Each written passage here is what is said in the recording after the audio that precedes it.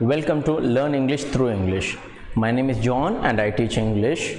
And as per some request, this video I made for 9th standard English, Tamilnadu State Board students. And here we are going to learn Unit 1 poem. Okay. Before we start with the poem, as for motivation or introduction, let me ask you a question. Just imagine if you are walking in a forest.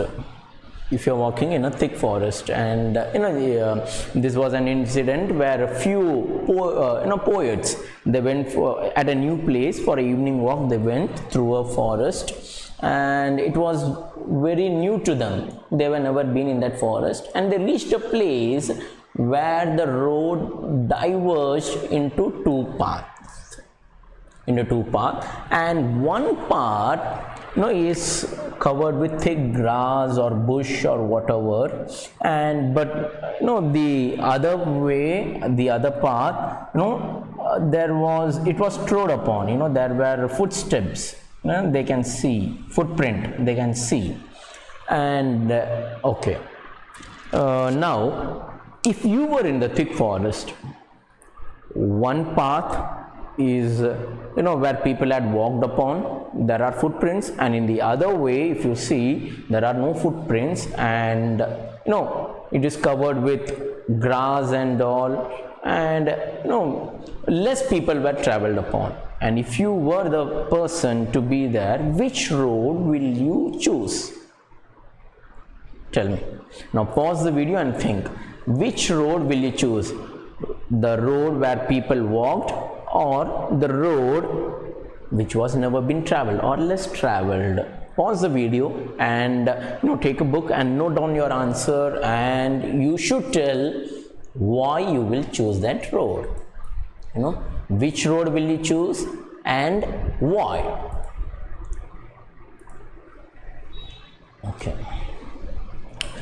Okay, now exactly this is not the poem which we are going to learn now, as it's for Tamil Nadu State Board students, and this is not the poem, but this is an example, an introduction, just to introduce you with Robert Frost. You have learned many poems about Robert Frost. All the poem which he has written, most of it, it's about woods, forest, and he is a very naturistic person, and he loves nature. About the rural kind of thing and all, he clearly explains in his poem. Okay, now your answer could be you will choose the road which is less traveled, or the road which is most traveled. Okay, let me discuss. If you are a teacher or something, to discuss with the students, it will be helpful for you. The positive and negative of both the pros and cons of both the way. And if you are choosing the road less traveled, you would ended up with new things which others have not experienced. It will be a new experience for you. And as it is less traveled, why people didn't travel much? It's a risky way. There may be some danger in this way. So there may be person who entered and who never returned. That kind of danger it could be. And if you take the road traveled, it may be a safe one, but you won't experience something new which others have not experienced.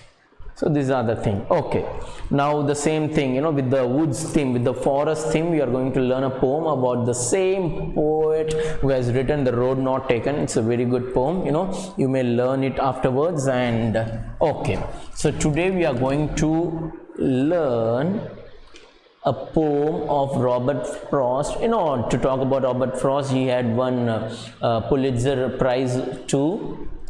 And American poet, well known for his realistic descriptions of rural life, which I told you. And he was also a special guest at American president's inauguration. Okay, that's something about the poet. Okay, now we'll start with the poem Stopping by Woods on a Snowy Evening. So here, from the theme, from the title itself, you will be able to understand that it's a poem where the poet had stopped to have a look on a snowy evening. So, he came across the woods, on his way. He came across and he stopped to have a look of to have a look of the forest, all the things which he came across. He stopping by woods on a snowy evening. He was on the way and he stopped by the woods. And I told you that even the examples which I have given, all about the poet's life, he stopped to have a look on a snowy evening. It was a winter, snow. Okay, we'll go stanza by stanza. When I read, you pay attention to the pronunciation and all, and if you didn't understand, I always say to my students, to be ready with the pencil to note it down, and from the textbook, page number 18. So when you come across, you learn something from a line, you please note down the meaning. Okay, now we'll start with the poem. Whose woods these are, I think I know. His house is in the village though. He will not see me stopping here to watch his woods fill up with snow. Okay, now before we learn about the poem and all, I want to explain you about the rhyming words. No, though, and snow. It is, to learn the rhyming scheme, I will explain you what exactly the rhyming scheme is. The last words end with no, though,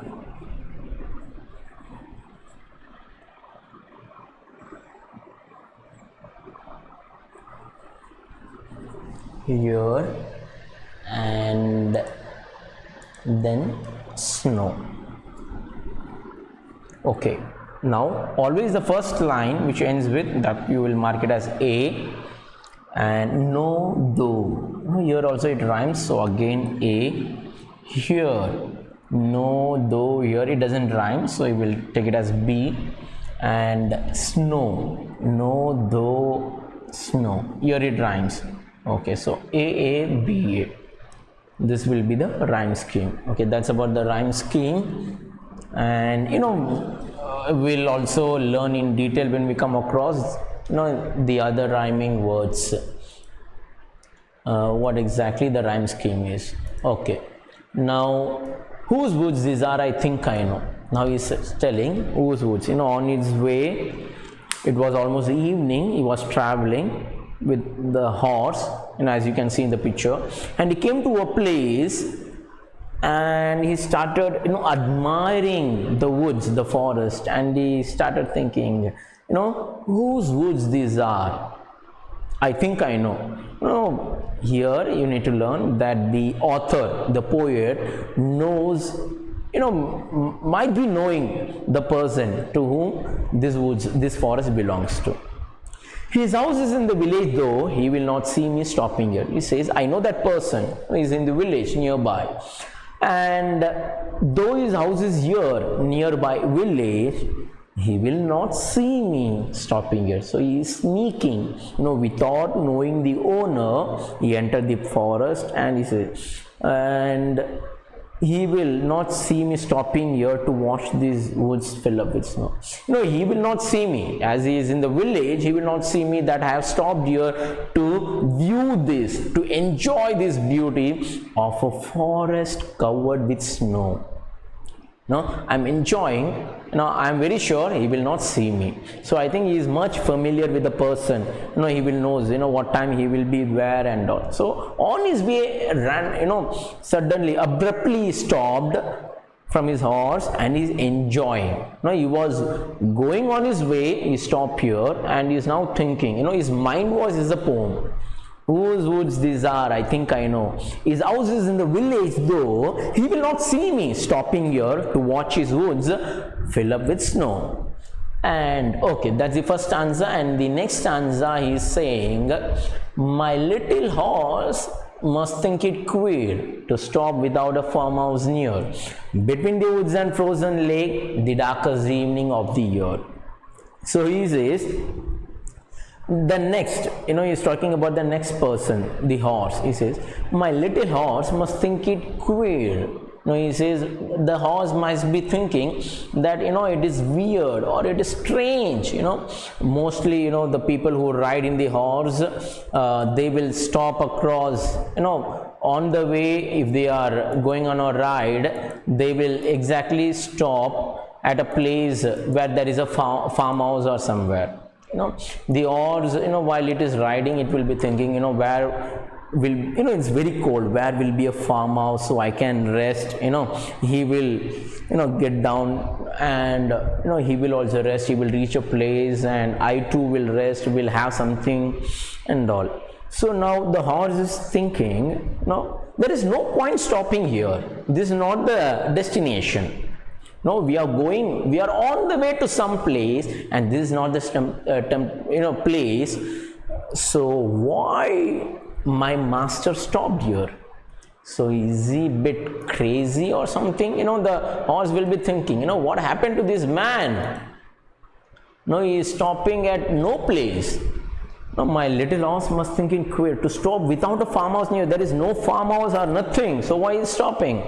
And this is also between the woods and a frozen lake. On the way, there is a frozen lake nearby, and this is just a way they are standing, and they are between the woods, forest which is covered with snow, and this side the frozen lake. They are standing in the mid on the way. So why are we standing? That's a question raised in the horse's mind. The darkest evening of the year. The darkest in the sense, you should also understand, this is the coldest evening of the year. It's very cold. Even the horse can't bear the cold. So why he stopped here? That's the question on the horse's mind. But the author is enjoying the beauty of the snowy woods, snowy forest. Okay, next. So what now? The horse is thinking it very weird. Now what the horse does, he gives his harness bell a shake to ask if there is some mistake. The only other sound, the sweep of easy wind and downy flake. And now the horse is worried about, so the horse want to ask a question. The horse can't they can't talk, they can't speak. So what the horse does, it gives the harness bells a shake. It's very irritated. Why have you stopped here? So the harness, as you can see the meaning, it is the strap, the leather strap, or any strap that's control. Even for dog will have the harness, the belt which is wrapped around, to control the animals. That's called harness. Okay, to take the control of the animal. Okay, now the harness, there is a bell around there and is shaking, and as there is no other sound. So as I said, just think about, it's very dark, coldest day, coldest night of the year, and it's very dark, nobody around here, nothing there. It's forest covered with snow, and even the horse gets irritated, and it's making the noise of the bell, shaking the bell, and there is no other noise around. It's very calm, no other noise. It's so still and calm that you can even hear the voice of the wind moving, sweeping sound. That's the only sound which is present there. Otherwise might be the footstep of the author, Robert Frost. So he says, between the woods and, the third stanza, the only other sounds is the sweep, that is wind moving sound of easy wind and downy flake. As it's a snowfall, the wind is not alone, the wind is carrying something, and that is the downy flake. Flake here, the snowfall, the flake, each thing is called as flake, that is of easy wind and downy flake. The still wind, still means smoothly flowing wind, and downy flake. Okay, now he is describing, the Robert Frost, our poet is describing, the woods are lovely, dark and deep, but I have promises to keep, and miles to go before I sleep, and miles to go before I sleep. Okay, so now in this one, here again he is explaining, or he is appreciating the woods. He's saying the woods are lovely, dark and deep. It's a thick forest. It's a thick forest, dark and thick forest and deep. This author, this poet, he loves forest so much. As I said, of the road not taken.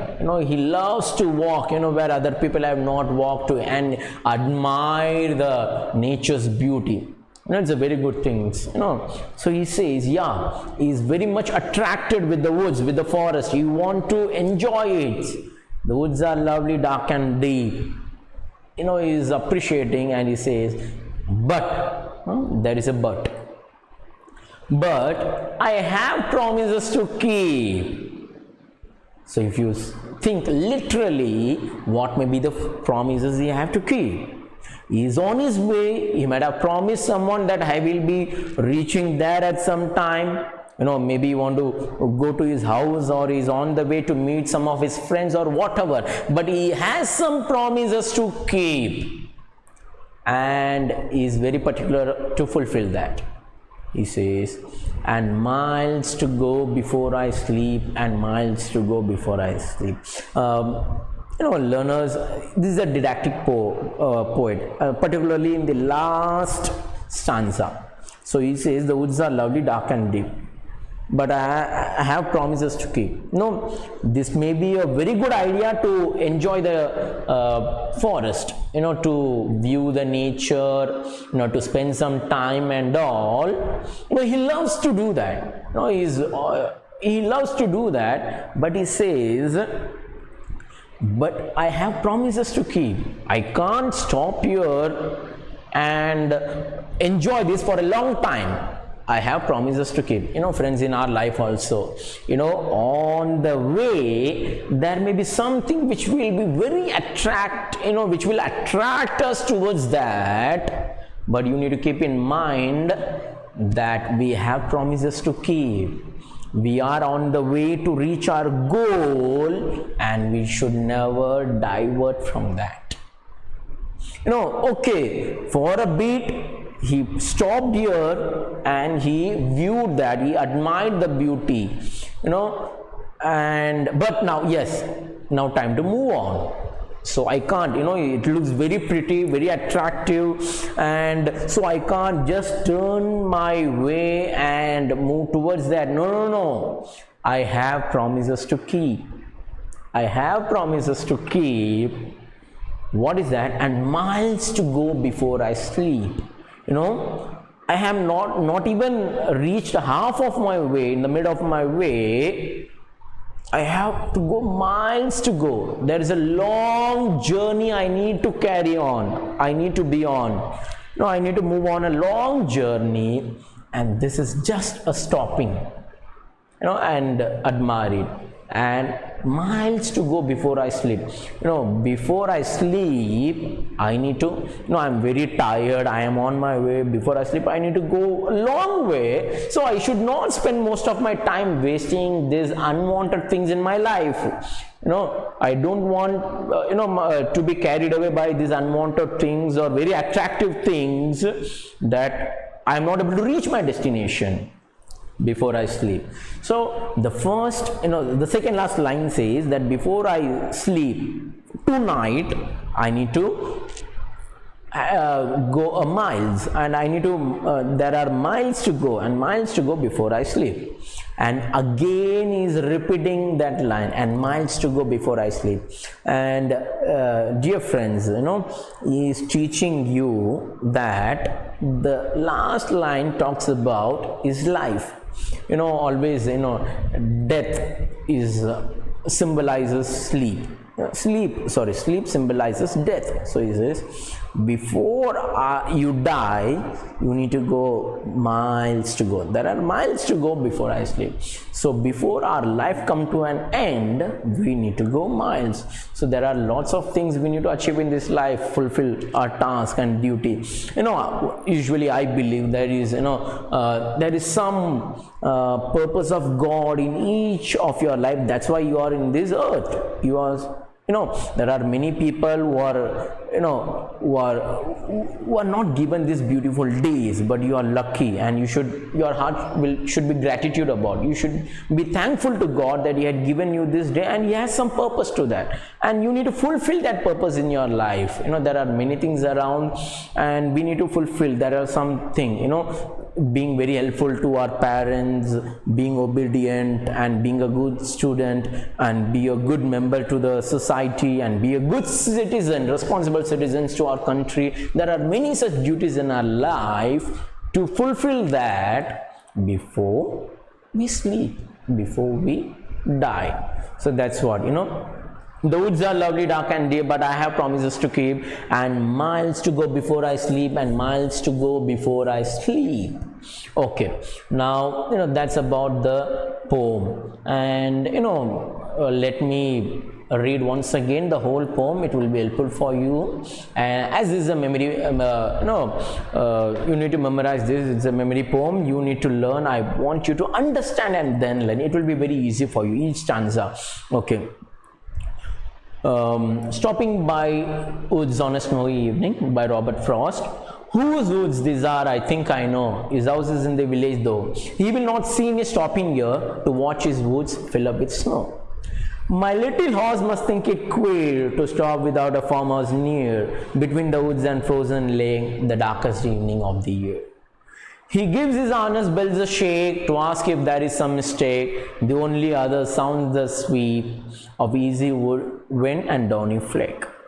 The woods are lovely, dark and deep, but I have promises to keep, and miles to go before I sleep, and miles to go before I sleep. There is another thing which is noted down, which bit information is given in the textbook, that our first Prime Minister of India, Jawaharlal Nehru, when he was asked to, when he was on his desk, during his service, he had written in block letters this two lines, and miles to go before I sleep, and miles to go before I sleep. So in this world there are lots of work, purpose of God to fulfill in our life, and we should not be attracted towards unwanted thing. That's what this poem teaches. It may be for a bit we may enjoy that, but that's it, finish, and now we need to move on our way. Okay students, I hope you enjoyed this video and you have learned, and it will be helpful for you to memorize the poem. Okay, now if you want any such explanation of any, which topic you prefer and all, if you put in the comments, it will be very helpful for you.